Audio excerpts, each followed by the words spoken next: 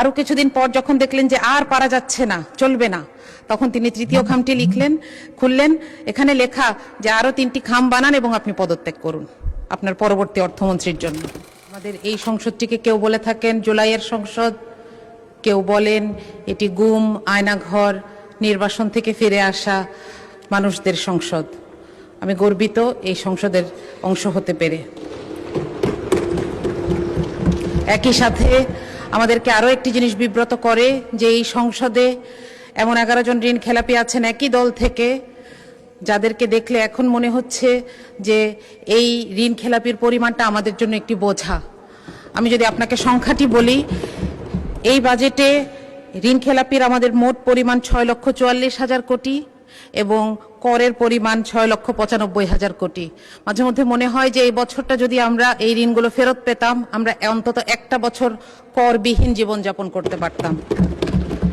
মাননীয় স্পিকার, এই ঋণের এই যে রাজস্ব আদায়ের লক্ষ্য, এটা আদায়ে এনবিআর 30 বার ব্যর্থ হয়েছে।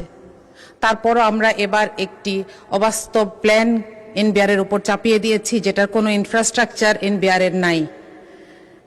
এটা বারবার বলা হচ্ছে কাঠামোগত সংস্কার ছাড়া এই কর আদায় করা সম্ভব নয়, কিন্তু সেটার কোনো সুস্পষ্ট সংস্কার প্রস্তাব ছাড়াই আমরা এমন একটি প্রস্তাব দেখতে পাচ্ছি এই বাজেটে। আমরা জানি না যে সরকারের হাতে কোন আলাদিনের চেরাগ আছে। মাননীয় স্পিকার, আমাদের বাজেটের স্লোগানে আছে অর্থনৈতিক গণতন্ত্রায়ন। আমি জানি না যে এই কারণেই কিনা বাংলাদেশের সবচাইতে বড় ব্যাংকটিকে এবং সবচাইতে বিখ্যাত সেবামূলক হাসপাতালটিকে খুব দুঃখজনকভাবে একটি বিপর্যয়ের শিকার হতে হচ্ছে। এর কারণ হচ্ছে রাজনৈতিক কুধারণা। আমি বলবো এটি রাজনৈতিক কুধারণা, কারণ এগুলোকে আর্থিক প্রতিষ্ঠান হিসেবে না দেখে সরকার বিরোধী দলের প্রতিষ্ঠান হিসেবে দেখছে, যেটি সুস্পষ্ট অসত্য। মাননীয় স্পিকার, গতকাল আমি একটি ফোন কল পেয়েছি। একজন মা আমাকে ফোন করেছেন, উনি সম্ভবত কোথাও থেকে আমার নাম্বার পেয়েছেন, উনি কাঁদছিলেন, উনি বেসরকারি চাকরি করেন। তিনি বলছিলেন যে আপা, আপনি সংসদে একটু বলবেন যে প্রধানমন্ত্রীকে আমরাও ভোট দিয়েছি, কিন্তু আমাদের জন্য তো কোনো নির্দেশনা নাই। আমি নিজেও এখানে আসার আগে একটি বেসরকারি চাকরিতে ছিলাম, আমরা জানি কি অমানবিক আচরণ এই বেসরকারি চাকুরেদের সাথে করা হয়। তাদের জন্য এখানে কোনো নির্দেশনা নাই। আমি আশা করব যে সরকারি পে স্কেলের পাশাপাশি বেসরকারি পে স্কেলের ব্যাপারেও কিছু নির্দেশনা আসুক। এটার অভাবেই সরকারি চাকরিতে চান্স পাওয়ার জন্য এই ঘুষ বাণিজ্য, নিয়োগ বাণিজ্য হয়ে থাকে। মাননীয় স্পিকার, আমরা এখানে একটি দুঃখজনক কথা বলতে চাই, সেটা হচ্ছে আমাদের প্রধানমন্ত্রী, আমাদের সবার প্রধানমন্ত্রী, বাংলাদেশের প্রধানমন্ত্রী, তিনি যখন একটি এআই জেনারেটেড ছবি দিয়ে একটি বিবৃতি দেন, তখন আমরা জাতি হিসেবে বিব্রত হই। আমি আপনাকে অনুরোধ করব, আপনার মাধ্যমে প্রধানমন্ত্রীকে অনুরোধ করব এই ব্যাপারে তাকে যারা ইনফরমেশন দেন তাদের সাথে এই ব্যাপারটি ক্লিয়ার করে নেওয়ার জন্য। মাননীয় স্পিকার, আমি একটু শিক্ষা বাজেট নিয়ে বলতে চাই। আমি একজন শিক্ষক, সেই জায়গা থেকে আমি একটু শিক্ষা বাজেটের ব্যাপারে কথা বলতে চাই।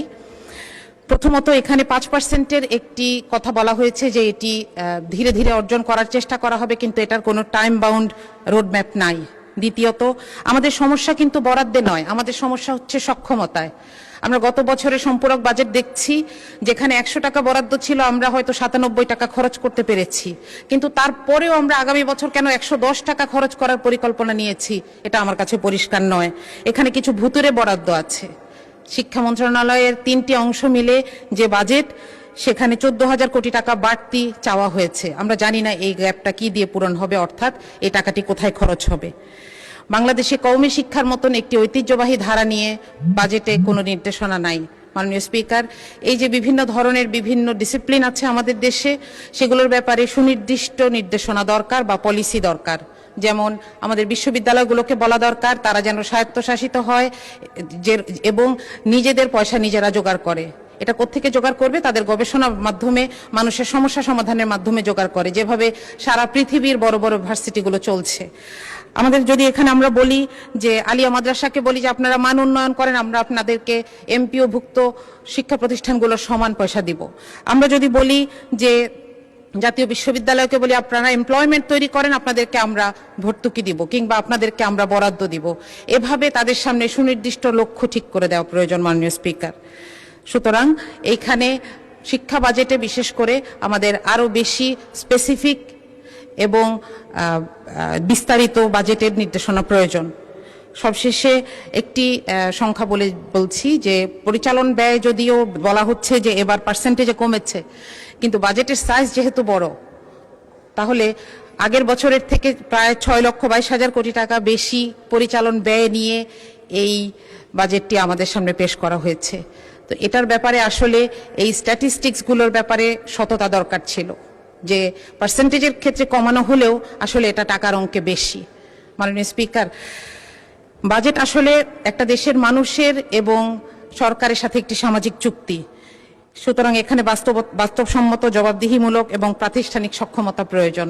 একজন দেশের অর্থমন্ত্রী মিস্টার এক্স যেদিন প্রথম অফিস করলেন, তিনি দেখলেন তার টেবিলে 3টা খাম, তিনি এবং উপরে লেখা কোনো সমস্যায় পড়লে এই খামটি খুলবেন। তো খাম নাম্বার 1 খুললেন তিনি, একটা সময় দেখলেন যে খুবই অবস্থা খারাপ, দেশের মানুষের চাহিদা পূরণ করা যাচ্ছে না, অর্থনীতির অবস্থা খারাপ। তিনি খাম খুলে দেখলেন লেখা আগের সরকারকে দায় দিয়ে দিন, এবং তিনি সেটা করলেন। দেখলেন যে সব সমস্যা মোটামুটি একটু মানুষ একটু বুঝেছে। আরো কিছুদিন পরে যখন আবার সমস্যা এরকম বেড়েছে, তিনি দ্বিতীয় খামটা খুললেন, সেখানে লেখা বিরোধী দলকে দায় দিয়ে দিন। তো তিনি বিরোধী দলকে দায় দিলেন। আরো কিছুদিন পর যখন দেখলেন যে আর পারা যাচ্ছে না, চলবে না, তখন তিনি তৃতীয় খামটি খুললেন, এখানে লেখা যে আরো 3টি খাম বানান এবং আপনি পদত্যাগ করুন আপনার পরবর্তী অর্থমন্ত্রীর জন্য। মাননীয় স্পিকার, সরকারের অংশ হিসেবে আমরা চাই না এই বাজেট আমাদের ব্যর্থতার দলিল হোক। আমরা চাই এই বাজেট বাস্তবায়ন হোক। এজন্য এটার যতগুলো অ্যানোমালি আছে, যতগুলো জায়গায় সমস্যা আছে, এগুলোকে দূর করেই আমরা সামনে এগোতে চাই। আপনাকে ধন্যবাদ মাননীয় স্পিকার।